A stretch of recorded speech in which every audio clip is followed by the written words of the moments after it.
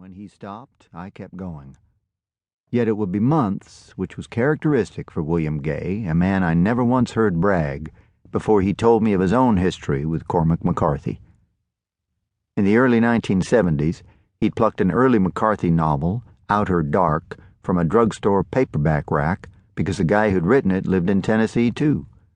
William loved the book so much he decided to look up the author in the Knoxville phone book and was stunned when Cormac McCarthy actually answered. It was awkward at first, and McCarthy wouldn't talk about his own work, but perked up when William mentioned Flannery O'Connor, and then they were off. They spoke intermittently on the phone over the next year, developing enough of a friendship that McCarthy sent William a manuscript copy of Suttree before the book was published.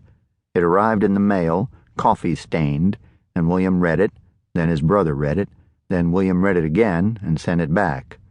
This is before one could Xerox, and that copy had been one of the only two, or maybe the only one, William said. He also told me that the manuscript contained a scene that was later edited from the novel, a bar fight re-described. McCarthy's marginal note was, "Why refight the fight?" William never went to college. Out of high school, he volunteered for the Navy, figuring the view from Vietnam would be safer from the deck of a ship. So books were his teachers. Books and Cormac McCarthy. After a while, as their phone conversations continued, McCarthy said he gathered that William was a writer. When William confessed he was, McCarthy offered to read his stories. He'd mark the manuscripts and send them back. When I asked William what his edits were like, he said, "I used to like the word moon a lot.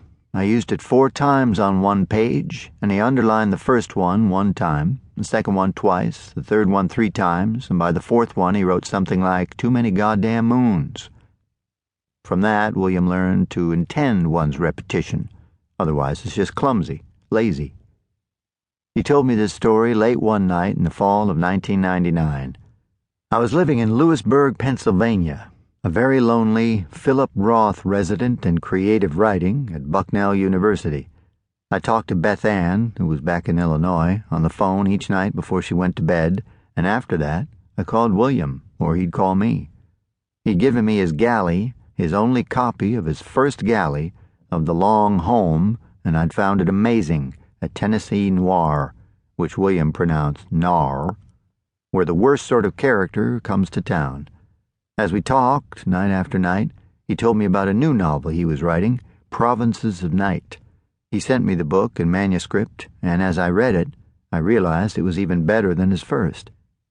I was trying to begin my own first novel then. That's why I was at Bucknell in the first place. But I wasn't having any luck. I had a few bad pages. I had a looming deadline. I was growing desperate, and one night I told that to William. I said I didn't know if I even had a novel in me. He didn't say anything for a while, and I opened another beer.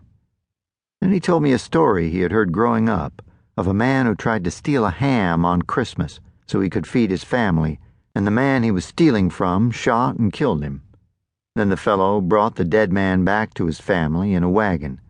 He pulled him off and laid him on the ground. But he gave them the ham. I didn't know what to say. The long distance buzzed between us. "I just thought maybe you could put that in there somewhere," William said. I don't remember how I responded, but after I hung up that very night, I wrote 6 pages, that scene, woman and child waiting, and her husband being brought back, shot dead, along with a ham. As I read over the pages, I realized I had my novel's tone. What I'd just written, I knew, would become the background for one of the characters, and it gave me a foothold. I knew something about her I hadn't known before. From there, I began, slowly, to write. Years later, the novel finished at last, William read it for me. He called and said I needed to work on one part. I asked where. He told me the page number. I had one of my poorer sharecroppers in too much misery, William told me. It was the only time I ever offended him, though he never said that. No matter how hard he got worked, he said, he'd still want to sit on the porch with his kids in the evening, maybe play a guitar or banjo. What did I learn? That no character should be a one-note character.